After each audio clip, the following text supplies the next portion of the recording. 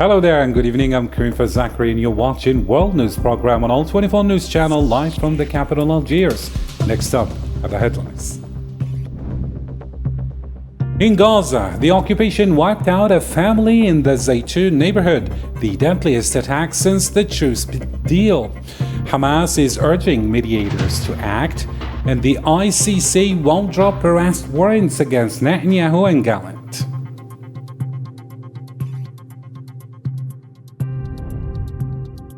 Coming up next, the Sahrawi Republic calls the new U.S. draft resolution a clear theft. Polisario rejects any change to the UN mission.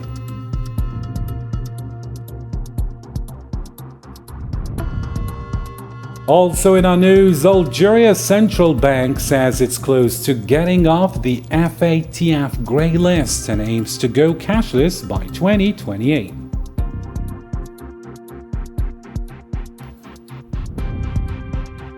And later on in our news, in France, another credit downgrade, the third this month. S&P doubts early elections, and the government calls it an extra cloud. All this and more shortly.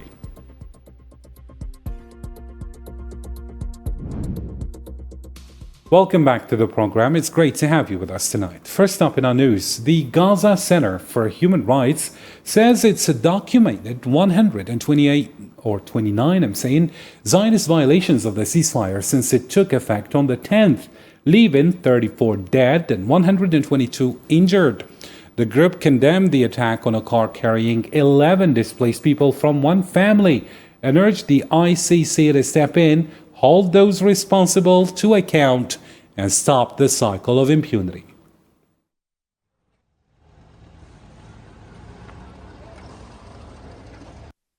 On a similar note, the attack on a car carrying 11 displaced people from one family was reported by the Gaza Civil Defense. In a statement, Gaza Civil Defense says an Israeli airstrike actually hit the car and in the Zaytun neighborhood Friday night, killing 11 people, including 7 children.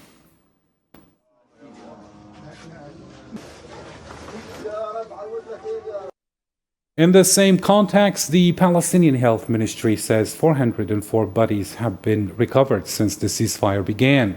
In the past 24 hours alone, 29 people were confirmed dead, with more killed in the Zaytun neighborhood, but not yet recovered. In this respect, the civil defense is urging the world to help recover thousands still trapped under the rebel. Spokesman Mahmoud Basal slammed the double standards of rushing to recover one Israeli body while ignoring about 10,000 Palestinian martyrs still buried. It's worth noting that the overall death toll since October 7, 2023 has climbed to over 68,000, with more than 170,000 injured.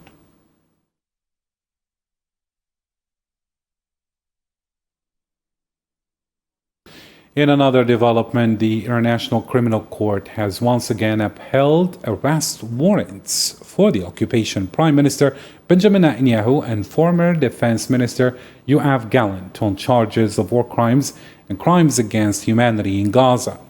The court rejected the occupation's second appeal, saying it had no new legal grounds, and confirmed the warrants remain in place.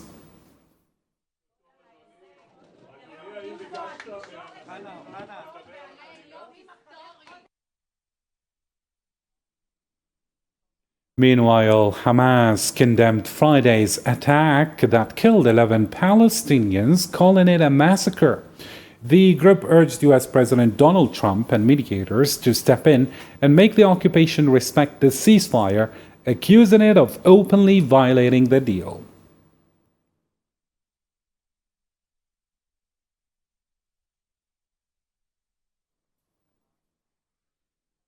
And in the occupied West Bank, displaced residents from Tulkarm and North Shams camps protested, urging the Palestinian Authority to pressure the occupation to let them return home 9 months after being forced out.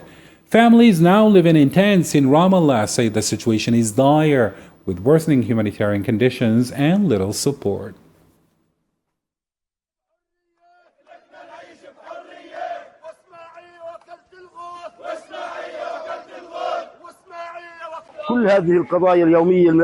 All these rightful daily cases have become a burden that could lead to disaster if they continue. It is time to unite all efforts and goodwill across the country to urge both national and international bodies to ensure the safe return of our brothers to the camps from which they were displaced.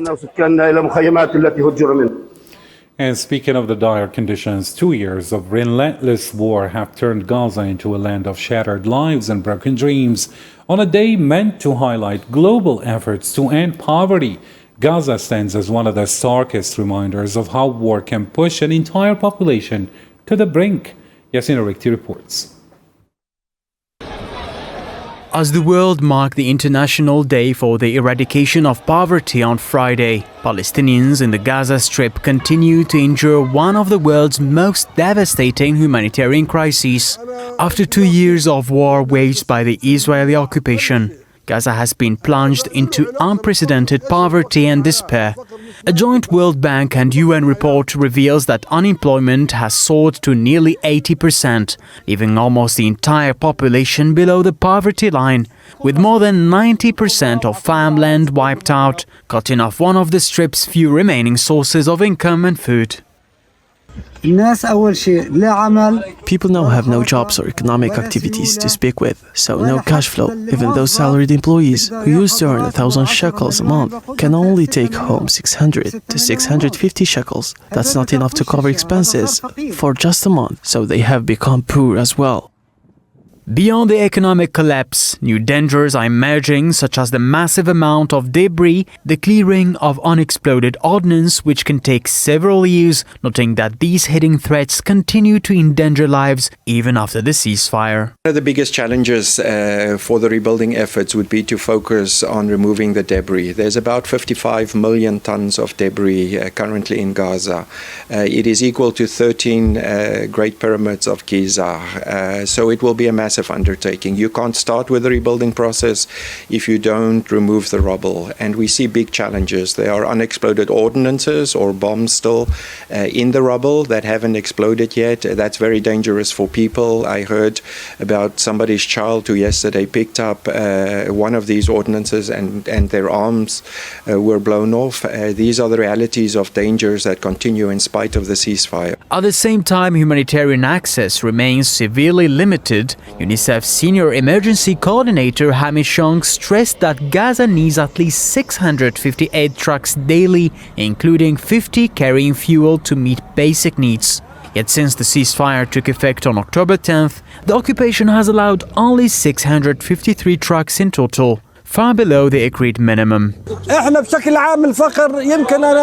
Overall, the poverty rate was around 40% before the war. After the war, I can say for sure it has reached at least 90%. What is poverty? It's not just material deprivation. It's more of a state of life. Before war, we had buildings, homes, farms, factories and companies. But unfortunately, all of that vanished in an instant. As Gaza struggles to rise from the rubble, humanitarian agencies stress that only sustained aid access, genuine reconstruction efforts and a lasting peace can break the cycle of destruction and restore hope to a population that has endured far too much. In other regional news, the Sahrawi news agency slammed the leaked U.S. draft resolution as a blatant theft of Sahrawi rights. In a statement on Saturday, it accused Washington of breaking its promises and pushing a one-sided position at the UN Security Council.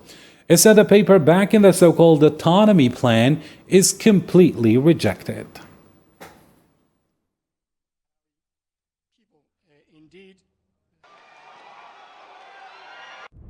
The American draft stated unilaterally and very briefly and in straightforward language, far from diplomatic terminology, that the United States want to hand over Western Sahara to Morocco. It appears that Washington or some lobbies is in a hurry to do so and want the Security Council to approve the deliberate theft. The American draft is rejected in both letter and spirit. The betrayal of promises and commitment will not change the path of the Sahrawi people, who remain united and steadfast in their right and in defending them.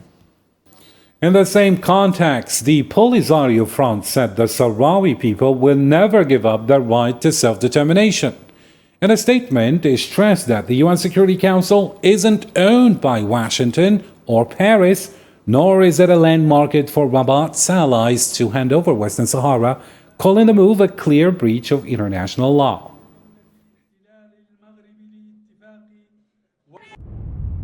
The MINURSO mandate cannot be changed, and the proposal of the Moroccan occupier cannot be the basis for a solution. Even if the sun were to rise from the west, the Sahrawis acknowledge that the United States of America is a great global power and holds the pen of the issue of Western Sahara within the Security Council. They know very well that the United States is fully aware that Morocco has no sovereignty over Western Sahara.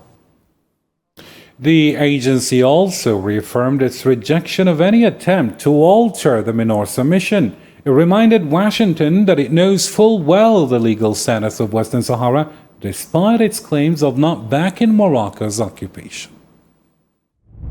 The Sahrawi people led by the Polisario Front, who have shown great restraint and made a positive contribution to the United Nations effort to end colonialism in its last stronghold in Western Sahara, will not accept any infringement of the right to self-determination and independence, nor will they relinquish their natural and rightful place among the peoples and nations of the United Nations, as they have taken their place at the continental level in the African Union. We must also emphasize that the Security Council does not belong to the United States or France alone, and it will not accept being turned into a company for selling or distributing land.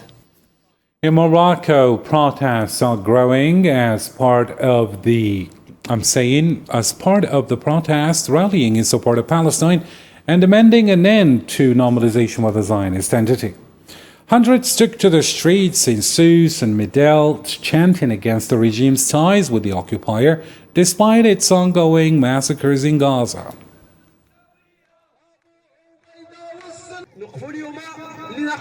Today we stay once again to say that we will never abandon Gaza or Palestine. The war may have stopped, but normalization continues. The Moroccan regime's normalization with the Zionist entity persists. But our support for Palestine and Gaza will never stop. Moving on now to some economy news. The Bank of Algeria says praise from the Financial Action Task Force, or FATF, for its efforts to fight money laundering and terror financing is a strong sign the country could soon be removed from the group's enhanced monitoring list. Governor Salahuddin Talib, speaking from Washington, highlighted the progress Algeria has made in meeting the body's recommendations. Algeria's efforts in this area have been commended by the International Cooperation Review Group. This recognition of the progress made is a positive indicator. It predicts Algeria's imminent exit from the list of 110 countries subject to enhanced monitoring by the Financial Action Task Force. The National Coordination Committee in charge of lifting reservations at the Bank of Algeria is making great efforts to modernize the national system for combating money laundering and terrorist financing. Through an in-depth review of the framework related to legal and regulatory compliance, as well as implementation.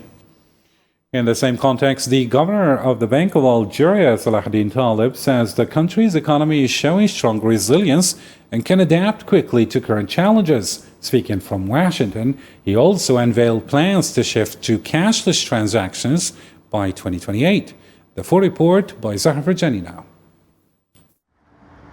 In Washington, at the heart of the World Bank and IMF meetings, Algeria's economic resilience took center stage. Despite global market volatility and economic uncertainty, the country has demonstrated a remarkable ability to adapt and withstand shocks. The governor of the Bank of Algeria emphasized the critical role of deep structural reforms that have fortified the banking sector, enhancing its capacity to absorb financial turbulence. Algeria's central bank has affirmed the economy's ability to withstand shocks and adapt quickly to changing conditions. Through a balanced monetary policy, the country successfully contained the wave of inflation that followed the COVID-19 pandemic by strengthening the dinar, easing the impact of imported inflation, and maintaining price stability. Algeria's balanced monetary policy has also played a key role. By strengthening the value of the dinar, the country managed to contain post-pandemic inflation, mitigating the impact of important price pressures and keeping the economy stable.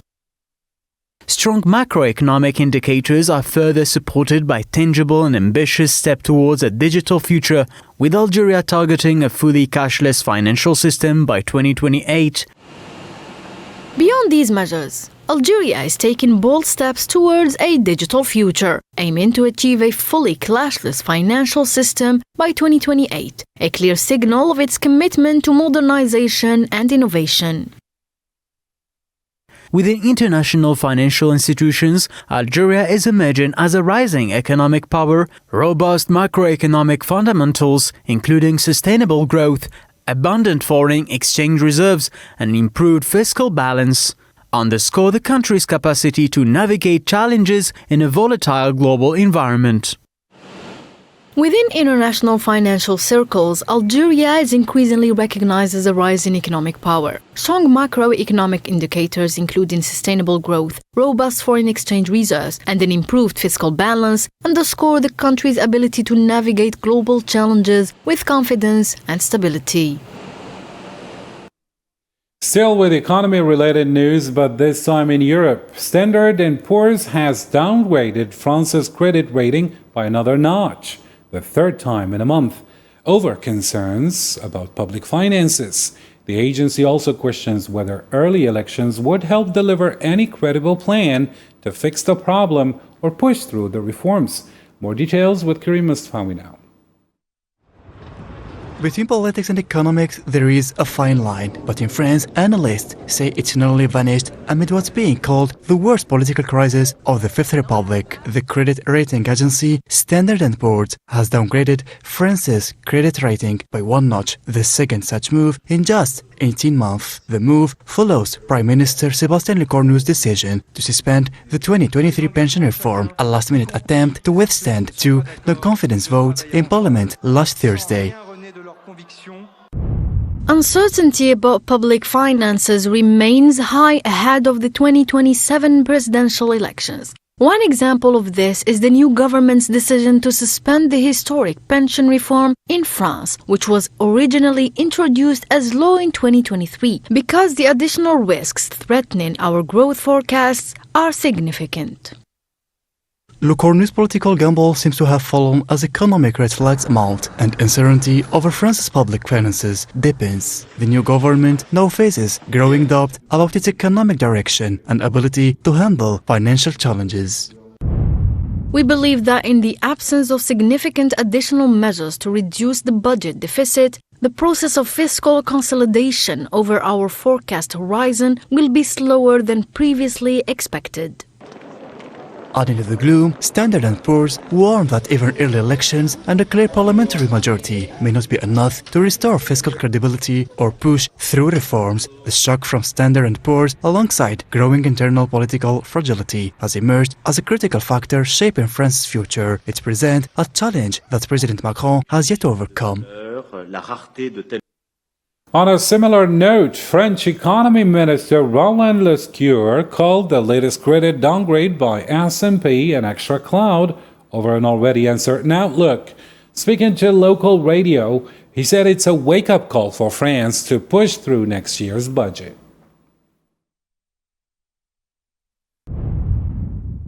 The downgrade by S&P Global serves as a wake-up call, underscoring the urgency of passing the 2026 budget. The move adds yet another cloud to an already overcast economic sky. The government remains determined to meet its 2025 public deficit target of 5.4% of GDP. For 2026, it presented a draft budget last Tuesday aimed at accelerating the reduction of the public deficit to 4.7% of GDP while sustaining economic growth. This represents a crucial step toward fulfilling France's commitment to bring the public deficit below 3% of GDP by 2029. In other topical news, U.S. President Donald Trump announced that the U.S. military struck a drug-carrying submarine in the Caribbean Sea. He also said Venezuelan President Nicolas Maduro offered major concessions to ease tensions. This comes after Trump authorized the CIA to operate inside Venezuela under the banner of fighting drugs, while U.S. naval forces remain deployed off its coast.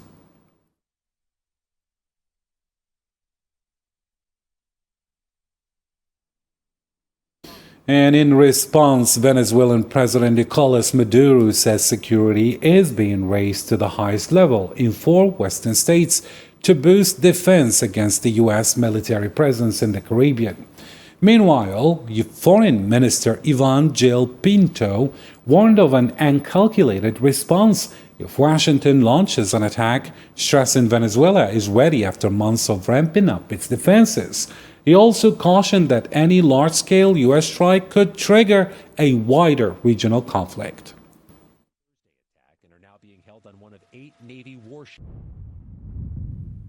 Our clear message to Washington, which we have conveyed through several channels, is that they will face an uncalculated response in the event of military attack against Venezuela. There is no doubt that the official U.S. rhetoric regarding military operations in the Caribbean is deeply worrying, but Venezuela has been ready for years to face any kind of aggression. In recent months, we have strengthened our defensive capabilities and deployed the Bolivarian armed forces across several areas to repel any attack. If the United States launches a large-scale attack on Venezuela, the conflict will break out across the entire region. The American people know this.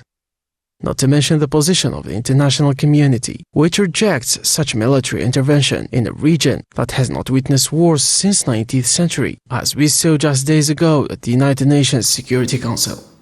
And in another development, China and the U.S. have agreed to hold a new round of economic and trade talks soon. CGTN says Chinese Vice Premier He Lifeng met with U.S. Treasury Secretary Scott Bessent and Trade Representative Jameson Greer for what he called frank and constructive discussions on key trade issues. Meanwhile, the World Trade Organization is warning both sides to ease tensions, saying the tariff war could drag down global GDP by up to 7% in the long run. Director General Ngunzi Okonjo-Iweala voiced deep concern over the escalating dispute. Well, we're obviously worried at any escalation of U.S.-China tensions. The first time there was the tariff escalation, we made very clear, and we said we were very concerned. We would wish the U.S. and China to de-escalate. They did, and I think they handled the situation really well at the time. So similarly, we are really hoping and that the two sides will come together and they will de-escalate because any U.S.-China tensions and U.S.-China decoupling have implications not just for the two biggest economies in the world, but also for the rest of the world, because if that decoupling happens, there'll be fragmentation of trade. And our modeling shows that any kind of decoupling that divides the world into two trading blocks is going to result in significant global GDP losses in the longer term, okay? Up to 7% global GDP losses and double-digit welfare losses for developing countries. So it's not only the big powers or the rich countries that will lose, the poorer countries will lose even more. And finally, it's time to catch up on other news stories making headlines around the globe with Sofiane Kantouri.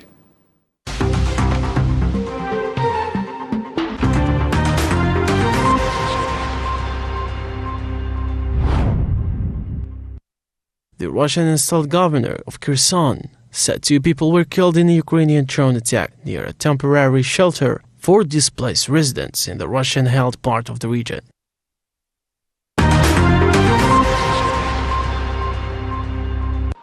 Iran's foreign ministry dismissed UN Security Council's decision to reimpose sanctions as non-binding, saying Resolution 2231 has expired and all related restrictions ended on October 18th.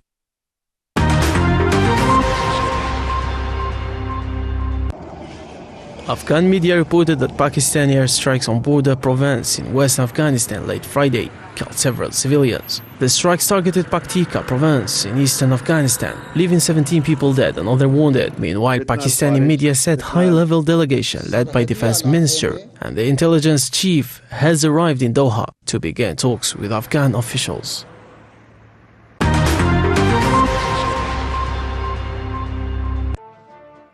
CNN reported Saturday, citing informed sources, that US officials are privately discussing the possibility of arranging a meeting between President Donald Trump and North Korean leader Kim Jong-un. The report said the meeting could take place during Trump's visit to Asia next month, though no logistical steps or direct contacts with Pyongyang have yet been made.